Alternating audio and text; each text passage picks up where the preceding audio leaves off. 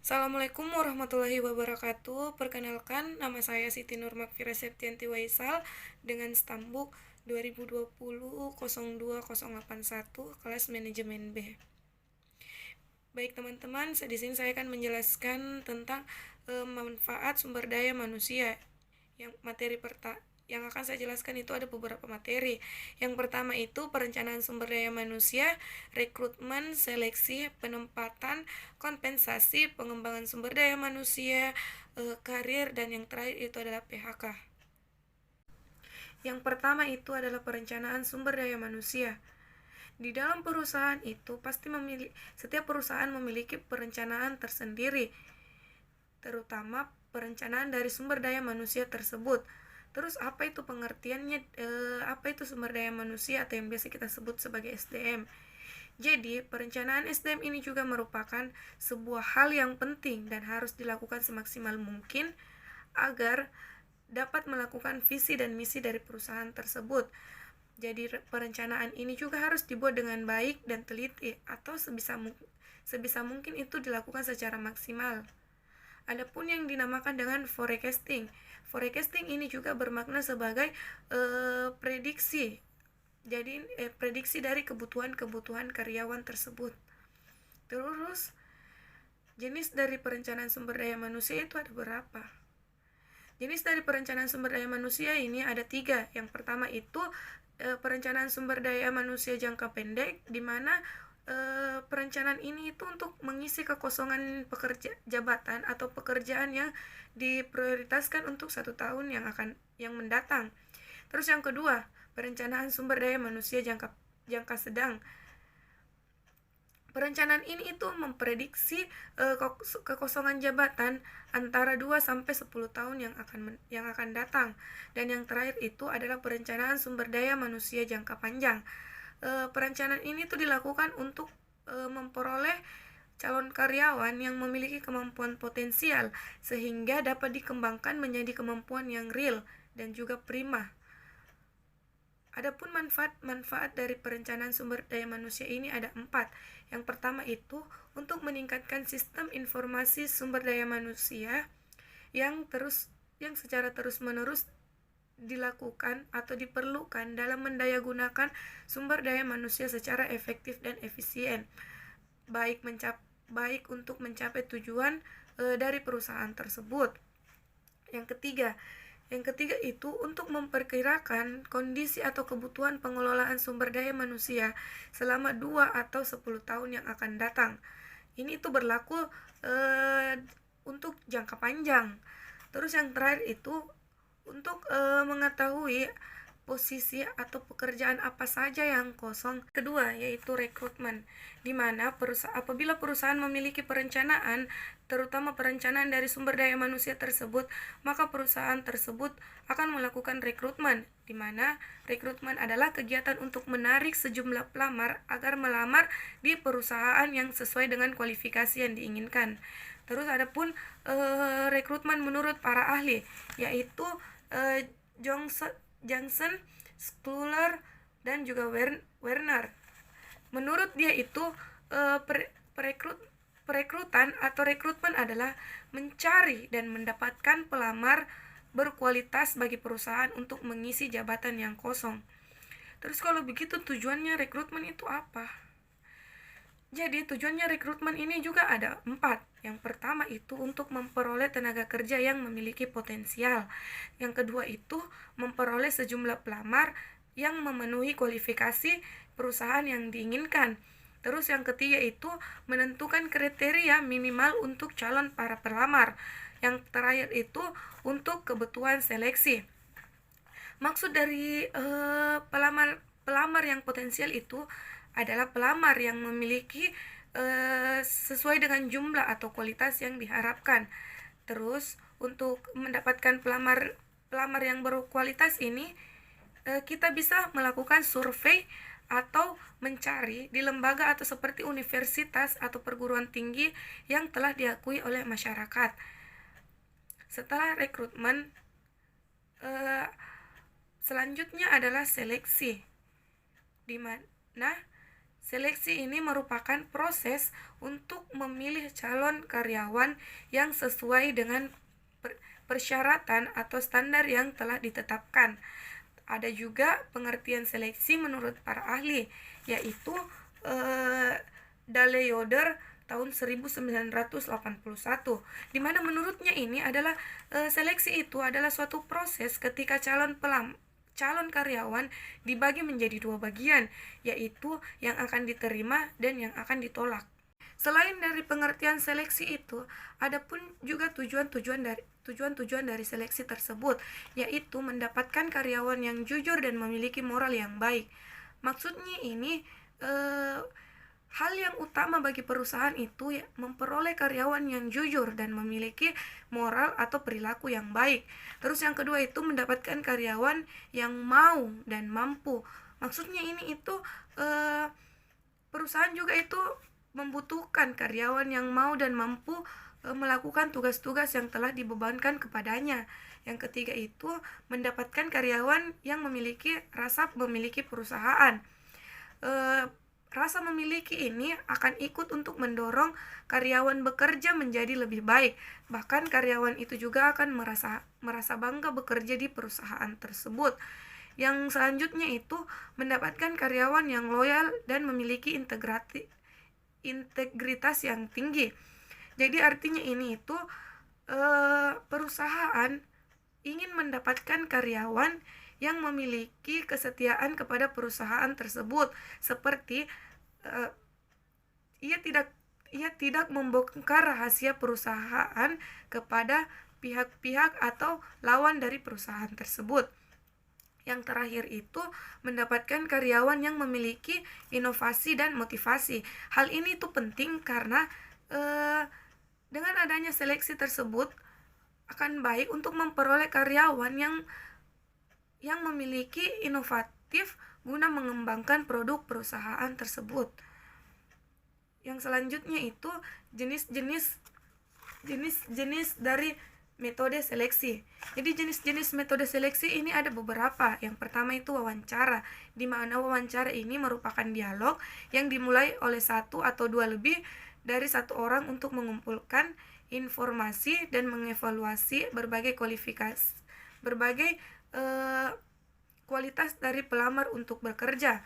Yang kedua itu referensi. Jadi referensi ini merupakan suatu proses dalam seleksi karyawan yang digunakan untuk memperoleh informasi mengenai latar belakang dari pelamar tersebut. Yang ketiga itu tes kemampuan fisik, di mana tes ini diperlukan guna untuk memperkirakan kinerja dari pelamar tersebut. Yang selanjutnya itu tes kemampuan kognitif, di mana tes kemampuan kognitif ini merupakan tes yang dapat membedakan individu berdasarkan kemampuan mental tersebut. Yang terakhir itu adalah inventarisasi kepribadian, yang merupakan kategori pengelompokan kepribadian yang mengacu pada hal-hal yang disukai oleh individu atau pelamar tersebut.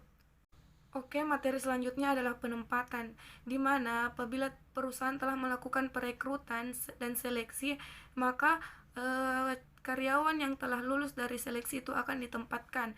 Jadi maksud dari penempatan ini adalah proses penugasan untuk pengisian jabatan pada tugas atau jabatan yang baru atau jabatan yang berbeda. Di mana penempatan karyawan ini juga adalah kegiatan yang dilakukan oleh manajer untuk menempatkan seorang karyawan pada pekerjaan atau jabatan yang telah ditentukan. Terdapat 3 jenis dari penempatan tersebut, yaitu bagian promosi, transfer, dan demosi serta job posting program. Adapun prinsip-prinsip penempatan karyawan yaitu prinsip kemanusiaan, prinsip demokrasi, prinsip the right man of the right place, prinsip equal pay for equal work, prinsip kesatuan arah, prinsip kesatuan tujuan, prinsip kesatuan komando, prinsip efisiensi dan produktivitas kerja. Materi selanjutnya yaitu kompensasi. Pasti teman-teman tidak asing mendengar kata kompensasi dan lebih banyak digunakan dalam sebuah perusahaan.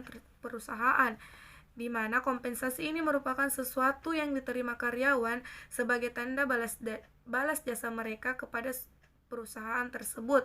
Jadi pemberian kompensasi ini juga merupakan salah satu pelaksanaan fungsi MSDM yang berhubungan dengan pemberian penghargaan sebagai pertukaran dalam melakukan tugas di dalam sebuah perusahaan. Terus kompensasi ini ada dua, yaitu kompensasi tidak finansial langsung dan kompensasi finansial tidak langsung. Kompensasi finansial langsung ini terdiri dari gaji, bonus, dan upah lembur. Sedangkan kompensasi finansial tidak langsung itu atau juga biasa disebut dengan tunjangan, yang meliputi imbalan finansial yang tidak tercakup atau yang tidak tercakup dalam kompensasi langsung, seperti program asuransi, tunjangan hari raya atau yang biasa kita sebut sebagai THR, tunjangan uang makan, dan tunjangan transportasi. Terus tujuannya ini diberikan kompensasi itu apa? Adapun beberapa tujuan dari perusahaan memberikan kompensasi pada karyawan itu mempertahankan karyawan yang berprestasi.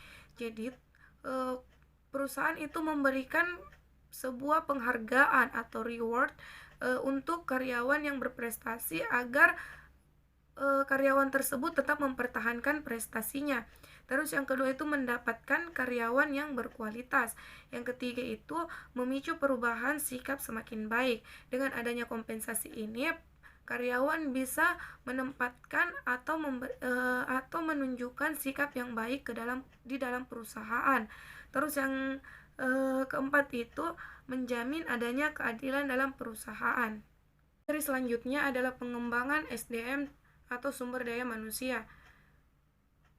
Pengertian dari pengembangan sumber daya manusia atau SDM ini adalah rangkaian kegiatan organisasi atau institusi yang dilaksanakan dalam interval waktu tertentu dan didesain untuk melahirkan perubahan sikap mental dan keahlian karyawan sehingga mereka mampu menyelesaikan penugasan yang berhubungan dengan peran atau tanggung jawab di masa yang akan datang.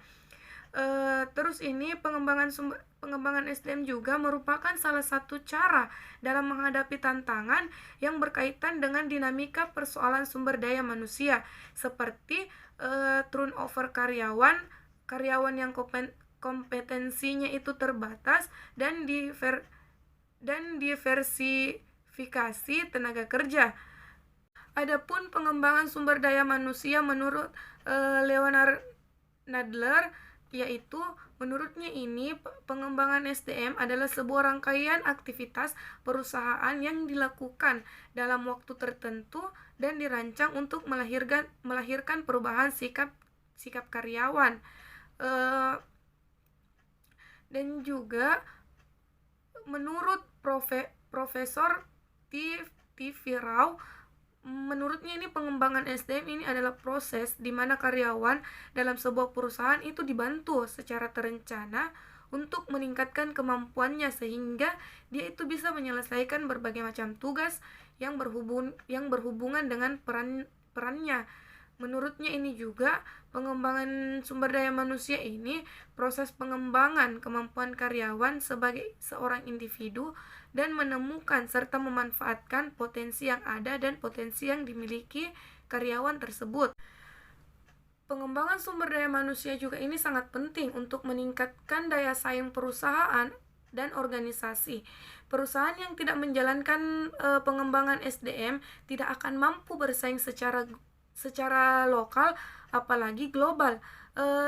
Terus pengembangan sumber daya manusia itu juga bisa dilakukan secara formal dan informal. Secara formal itu berarti perusahaan mengadakan pelatihan secara khusus dan menugaskan seorang karyawan untuk mengikuti pelatihan tersebut. Dan pengembangan SDM secara informal itu ketika seorang karyawan berusaha untuk mengembangkan dirinya sendiri atau secara individu tanpa diminta dan juga tanpa ditugaskan. Pengembangan sumber daya manusia juga ini bermanfaat untuk meningkatkan loyalitas karyawan, dan itu juga dapat mengurangi biaya dari turnover atau rekrutmen. Adapun tujuan dari pengembangan sumber daya manusia tersebut, yang pertama itu meningkatkan produktivitas kerja, yang kedua itu meningkatkan efisiensi, yang ketiga itu meminimalisir masalah yang terjadi di tempat kerja, yang keempat itu mengurangi kecelakaan kerja, yang kelima itu meningkatkan pelayanan dan kepuasan konsumen. Terus metode pengembangan SDM ini bisa juga kita melakukan sebagai pelatihan atau training. Metode ini tuh proses belajar bagi karyawan untuk meningkat dengan tujuan untuk meningkatkan keterampilan dalam waktu yang efisien atau dalam waktu yang singkat. Materi selanjutnya adalah karir. Seseorang pasti ingin memiliki jenjang karir di tempat di mana ia itu bekerja. Terus jadi karir itu merupakan bagian dari kehidupan setiap orang. Bahkan saya saja sebagai perempuan ingin menjadi wanita karir. Jadi banyak orang yang mengatakan bahwa karir itu bisa dianggap sebagai status yang dapat menghidupkan atau mematikan seseorang. Karir pun juga ini berhubungan dengan status sosial seseorang. Jadi perkembangan karir individu memang itu tidak hanya dimulai pada saat pertama kali memasuki suatu bidang pekerjaan, tetapi dimulai sebelum individu tersebut bekerja. Pengembangan karir ini juga merupakan rangkaian posisi atau jabatan yang ditempatkan seseorang selama masa bekerja baik di lingkungan perusahaan swasta maupun pemerintahan. Jadi banyak faktor yang dapat mempengaruhi kematangan karir seseorang, baik itu faktor eksternal maupun faktor internal. Salah satu dari faktor internal itu yaitu memiliki hubungan yang relevan untuk mempelajari perkembangan karir individu adalah efikasi diri. Menurut dari Bandura, ini efikasi diri ini merupakan prediktor yang cukup berpengaruh terhadap pemilihan karir seseorang. Efikasi diri ini juga merupakan keyakinan bahwa dirinya ini memiliki kemampuan untuk melakukan sesuatu atau tindakan yang diharapkan. Menurut Seligman tahun 1994, orang yang optimis lebih berhasil untuk mempersiapkan karirnya daripada orang yang pesimis namun memiliki minat dan bakat yang relatif sebanding. Materi yang terakhir adalah PHK. Perusahaan itu terkadang melakukan PHK atau pemutusan hubungan kerja, di mana ini juga merupakan hal yang sulit bagi perusahaan ataupun bagi pengusaha, di mana pengusaha itu menganggap terjadinya PHK itu merupakan hal yang wajar dalam hal yang wajar. Jadi PHK ini juga jelas akan menyebabkan seorang pekerja atau karyawan kehilangan mata pencariannya. Terus PHK ini juga merupakan bagian dari suatu hubungan kerja yang awalnya hubungan hukum itu dalam lingkup privat karena hanya menyangkut hubungan hukum perorangan antara pekerja, karyawan atau dengan pengusaha. Adapun pasal 1 angka 25 Undang-Undang Republik Indonesia nomor 13 tahun 2003 tentang ketenagakerjaan memberikan pengertian pemutusan hubungan kerja itu adalah pengakhiran hubungan kerja karena suatu hal tertentu yang mengakibatkan berakhirnya hak dan kewajiban antara pekerja atau karyawan dan pengusaha. Terus adapun fungsi dari pemutusan kerja, hubungan kerja dilakukan untuk mengurangi biaya tenaga kerja. Yang kedua itu menggantikan kinerja yang buruk. Sebagai integral dari manajemen adalah mengidentifikasi kinerja yang buruk dan membantu meningkatkan kinerjanya. Terus yang ketiga itu meningkatkan inovasi PHK, meningkatkan kesempatan untuk memperoleh keuntungan, yaitu memberikan penghargaan melalui promosi atas kinerja individual yang tinggi. Terus yang keempat itu kesempatan untuk perbedaan yang lebih besar. Terus ada pun tujuan dari PHK, yaitu perusahaan atau pengusaha itu bertanggung jawab terhadap jalannya dengan baik dan efektif, salah satunya itu dengan PHK. Yang kedua itu pengurangan buruh yang dapat diakibatkan karena faktor dari luar seperti kesulitan penjualan dan tidak adanya pesanan, tidak adanya bahan baku yang produktif, dan menurunnya permintaan dan kekurangan bahan bakar atau listrik. Adapun jenis dari pemberhentian hubungan kerja itu ada pemberhentian hubungan kerja sementara dan pemberhentian kerja permanen. Pemberhentian kerja sementara ini dapat disebabkan karena keinginan sendiri maupun karena perusahaan dengan tujuan yang jelas dan dapat melakukan pekerjaan berdasarkan proses yang sistematis. Seperti contohnya perusahaan mengalami sedikit penurunan, terus pemberhentian hubungan kerja permanen itu disebabkan dengan keinginan sendiri, kontrak yang habis, pensiun, meninggal, atau kehendak dari perusahaan tersebut. Adapun proses atau prosedur dari PHK, yaitu perusahaan harus melakukan dengan baik dan sesuai dengan regulasi pemerintah yang masih diberlakukan. Jadi pemecatan ini harus disesuaikan dengan prosedur, misalnya musyawarah karyawan dengan pemimpin perusahaan, musyawarah pemimpin serikat buruh dengan pemimpin perusahaan, musyawarah pemimpin serikat buruh, pemimpin perusahaan, dan wakil dari P4D. Dan yang keempat itu musyawarah pemimpin serikat buruh, pemimpin perusahaan, dan wakil dari P4P. Dan yang kelima itu, yang terakhir, pemutusan hubungan berdasarkan keputusan pengadilan negeri. P4D ini adalah panitia pelaksana pemburuan, dan P4P itu panitia penyelesaian pemburuan pusat.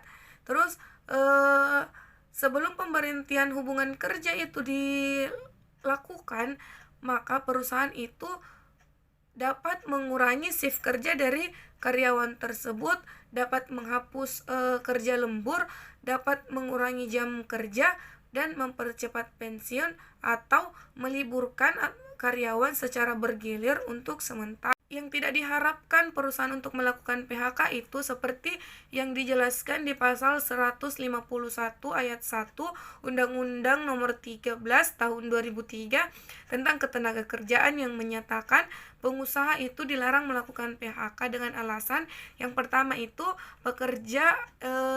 karyawan berhalangan masuk kerja karena sakit menurut keterangan dokter selama waktu tidak melampaui dari 12 bulan secara terus-menerus. Yang kedua itu pekerja berhalangan menjalankan pekerjaannya karena memenuhi kewajiban terhadap negara sesuai dengan ketentuan perundang-undangan yang berlaku. Yang ketiga itu pekerja atau buruh menjalankan ibadah yang diperintahkan oleh agamanya. Yang keempat itu pekerja, karyawan atau buruh itu dia menikah. Dan yang terakhir itu pekerja atau karyawan perempuan hamil, melahirkan, gugur kandungan, atau menyusui bayinya. Mungkin itu saja penjelasan dari saya tentang mulai dari perencanaan sumber daya manusia, rekrutmen, seleksi, penempatan, kompensasi, pengembangan sumber daya manusia, karir, dan juga yang terakhir itu adalah PHK atau pemutusan hubungan kerja. Kurang dan lebihnya mohon dimaafkan. Assalamualaikum warahmatullahi wabarakatuh.